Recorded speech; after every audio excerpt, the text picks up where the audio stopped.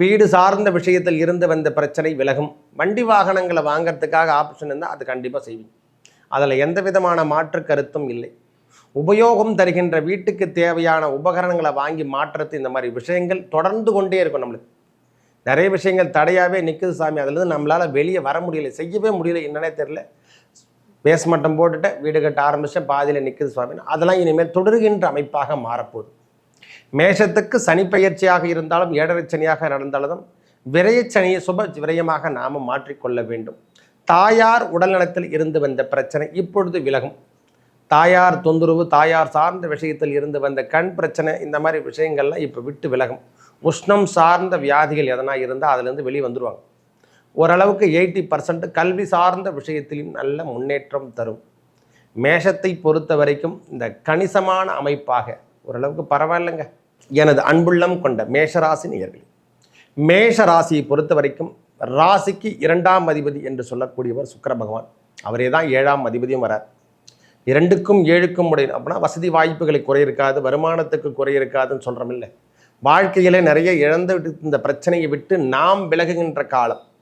ஒரு போன மாதம் கொஞ்சம் தொந்தரவுகள்லாம் கொடுத்துருக்கும், கணவன் மனைவி தொந்தரவு, இந்த மாதிரி விஷயங்கள்லாம் நடந்திருக்கும்.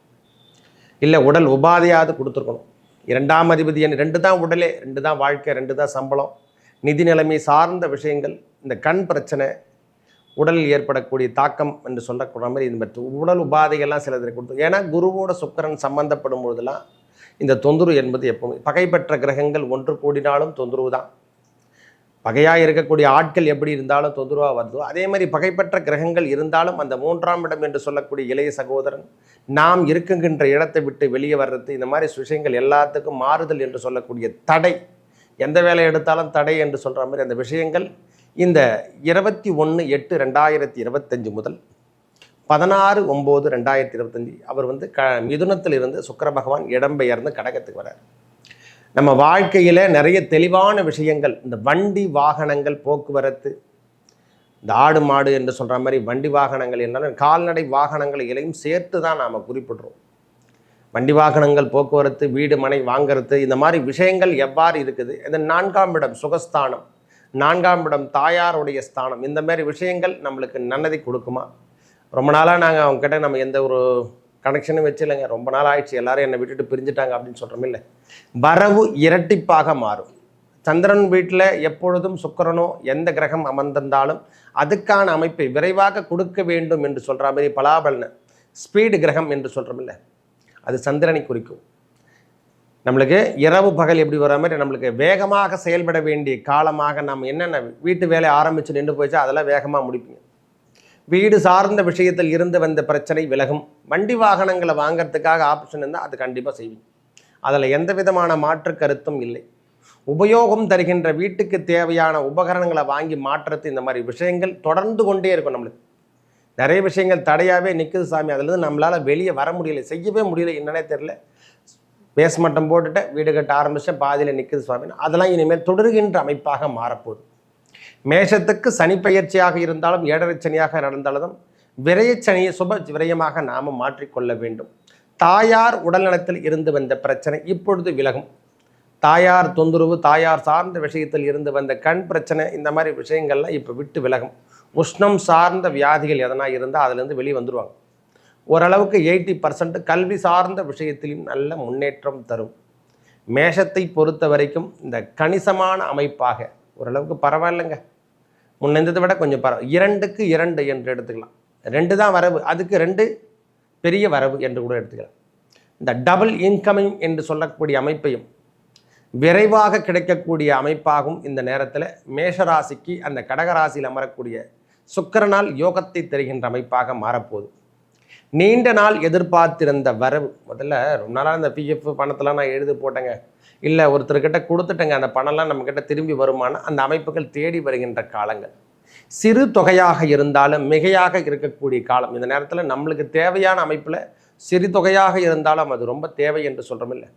நம்ம நிலவரமும் கொஞ்சம் சரியில்லாமல் இருந்தாலும் அந்த வரவுக்கேற்றார் போல் இந்த செலவீனத்தை கட்டுப்படுத்துகிற மாதிரி வரவுக்கேற்றாமல் நம்மளுக்கு இருந்தாவே போதுமானது. அந்த முறை இந்த 26 நாட்கள் உங்களுடைய வாழ்வாதாரத்தை மேலோங்க வைப்பார். சுக்கிர பகவான் 4ஆம் இடத்தில் இருந்து நேரடியாக 10ஆம் இடத்தை பார்ப்பார்.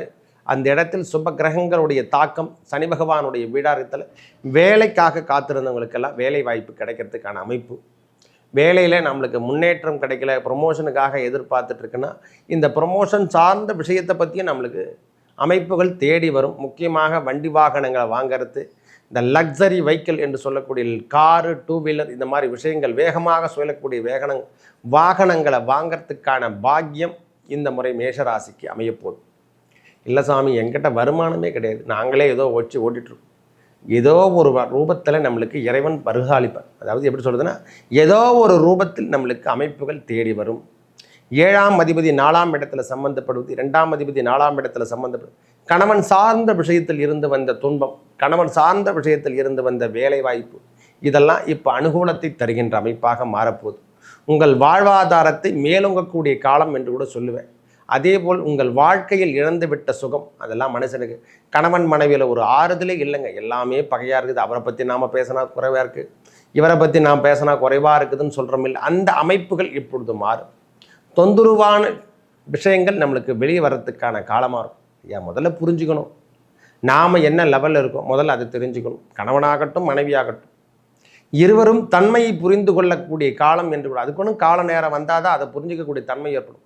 ஏன்னா முரண்பாடான விஷயங்களை பற்றியே நாம், மேஷத்தை பொறுத்த வரைக்கும் செவ்வாய் அதிபதி என்பதால் சட்டுன்னு கோவம் வரும், நாம் என்ன சொல்கிறோன்னு கூட தெரியாது, நாம் சொல்வது தான் செயல் என்று சொல்லக்கூடிய அமைப்பையும் காட்டுவாங்க. அதனால் நம்மளுக்கு தொந்தரவான விஷயத்தை நாமே தேர்ந்தெடுத்து கொள்வோம். இதிலே தெரிஞ்சுங்க, நாம் செய்கின்ற வேலையை நம்மளுக்கு துன்பத்தை தரும், அதுதான் மறைச்சு சொல்கிறோம்.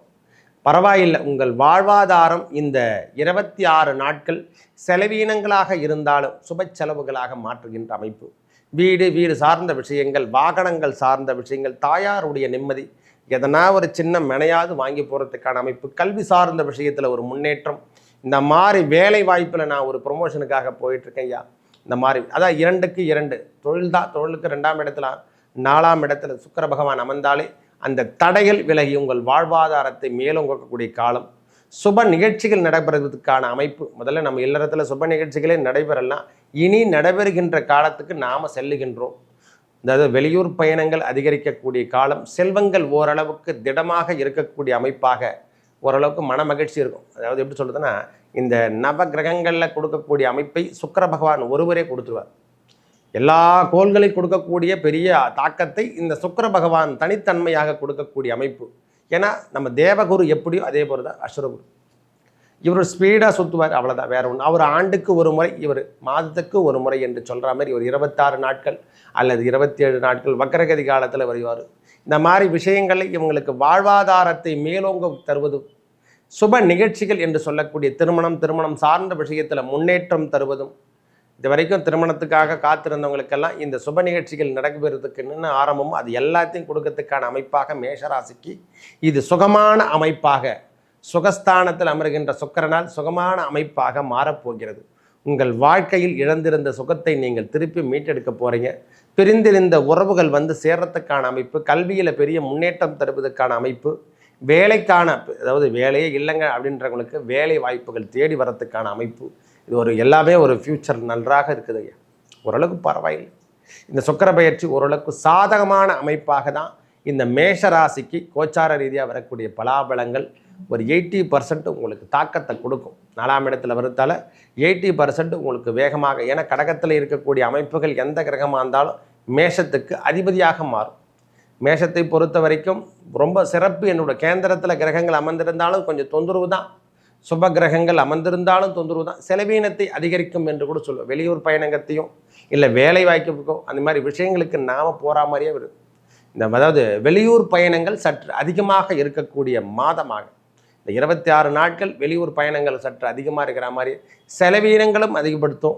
அதுக்கேற்றார ஒரு வருமானத்தையும் தருகின்ற அமைப்பாக இந்த சுக்கிர பயிற்சி மேஷராசிக்கு உன்னதமான அமைப்பாக அமரப்போது. மேலும் நல்லதெல்லாம் நடக்க இறைவன் முருகப்பெருமானை வணங்கி வர உங்கள் வாழ்வில் ஏற்பட்ட துன்பங்கள் விலகும், நல்லது நடக்கும். நன்றி, வணக்கம்.